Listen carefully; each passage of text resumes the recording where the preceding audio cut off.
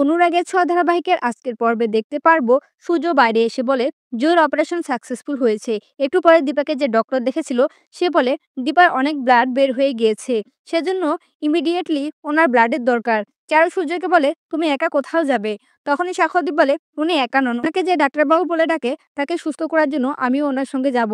আরিয়ান বলে আমাদেরও অনেক বন্ধু আছে যারা ব্লাড দেয়। সঙ্গে সঙ্গে সেখানে পুলিশ চলে আসে আর বলে আমরা খবর পেয়েছি অতীতে দীপা সেনগুপ্ত নামের একজনের উপরে অ্যাটাক করা হয়েছে। কারো উপরে সন্দেহ হয়? সূর্য বলে দীপার ক্ষতি শুধু একজনই করতে পারে, আর তার নাম হচ্ছে মিশকা। মিশকা বাইরে দাঁড়িয়ে চিন্তা করে দীপা নিজে মরে নিজের মেয়েকে বাঁচিয়ে নিয়েছে, কিন্তু রূপা কাউকে কিছুতে পারবে না। ও জানে তাহলে আমি ওর বোন আর ওর বাবাকে শেষ করে দেব। কিন্তু দীপা যদি বেঁচে যায় ততক্ষণে নিশ্চয়ই ওখানে পুলিশ চলে এসেছে। পুলিশ আমাকে সন্দেহ করতে পারবে না, আমি টিস্কা সেজেই থাকবো। এদিকে পুলিশ রূপাকে জিজ্ঞেস করে তুমি কিছু জানো? রূপা কথাটা এড়িয়ে গিয়ে বলে আমার তো অনাস্থেসিয়া করা ছিল, সেজন্য আমি বেশি কিছু বুঝতে পারিনি। তবে আমার মা আমাকে বাঁচানোর জন্য কার সঙ্গে লড়াই করছিল। সোনা বলে আমার মা ঠিক হয়ে যাবে। রূপা বলে ও তো আমারও মা। সোনা বলে আমার থেকে অনেক বেশি উনি তোমার মা। এদিকে ডক্টর বাইরে এসে বলে Mrs Dipa Sengupta operation successful হয়েছে, তবে 24 ঘন্টা না গেলে কিছু বলা যাচ্ছে না।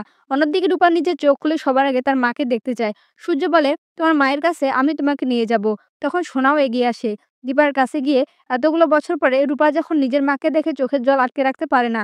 দীপার একটু একটু জ্ঞান ফিরে আসে। হালকা করে রূপা বলে ডেকে উঠলে রূপা বলে হ্যাঁ মা, আমি তোমার রূপা। এই যে হিংসেকুটির বাবা, আমরা সবাই আছি, আমরা একসঙ্গে আছি, আমাদের ক্ষতি কেউ করতে পারবে না। সোনা বলে কি বললে তুমি রূপা? মানে তুমি আমার পাতা মেয়ে? সূর্য রূপাকে জড়িয়ে ধরে বলে যে তার মানে তুই আমার রূপা? দীপা নিজের দুহাত বাড়িয়ে সোনা রূপাকে তার কাছে আসতে বলে। তখনই একটা বন্দুকের আওয়াজ হয়, দীপার গায়ে গুলি লাগে আর দীপা লুটিয়ে পড়ে। তখনই মিশকা রূপাকে বলে তোমাকে বলছিলাম না এই কথাগুলো কাউকে বলতে না, এবার তোমার মা শেষ হয়ে যাবে। রূপার ঘোর কেটে যায়। রূপা চিৎকার করলে সূর্য বলে কি হয়েছে তোমার? রূপা বলে বন্দুকের আওয়াজ শুনতে পেলাম। সূর্য বলে এখানে কোনো আওয়াজ হয়নি। দীপার মুখে রূপার নাম শুনে সোনা একা একা ভাবে যে তোমার মন যেন শুধুমাত্র পাতা মেয়ে, তুমি আমার জন্য কখনোই ভাবো না মা। চোখের জল নিয়ে সোনা বাইরে চলে আসে। আরিয়ান সেটা লক্ষ্য করে না, কিন্তু ক্রিস সেটা লক্ষ্য করে। আর এটা বুঝতে পেরে সোনার খুব ভালো লাগে। বাইরে এসে রূপা একে একে সবার সঙ্গে পরিচয় করে। তখন সাক্ষ্যদীপের মা বলে সবাইকে তো দেখলি, নিজেকে একবার দেখবি না? এরপরে উর্মি আর জয় যখন রূপার সঙ্গে দেখা করতে আসে, রূপা এক দেখাতেই তাদেরকে কাকাই কাকিয়া বলে ডাকলে জয় আর উর্মি দুজনেই ব্যাপারটা বড্ড অদ্ভুত লাগে। এদিকে মিশকা পিছনে দাঁড়িয়ে সবাইকে লক্ষ্য করছে।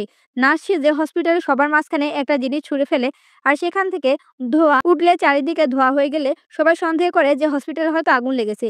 রিস্কা দীপার ক্যাবিন থেকে নার্সকে সরিয়ে দিয়ে সবার আগে দীপার অক্সিজেন মাস্ক খুলে মেশিন অফ করে দীপাকে সঙ্গে সঙ্গে সেখান থেকে মিশকা নিয়ে বেরিয়ে যায়।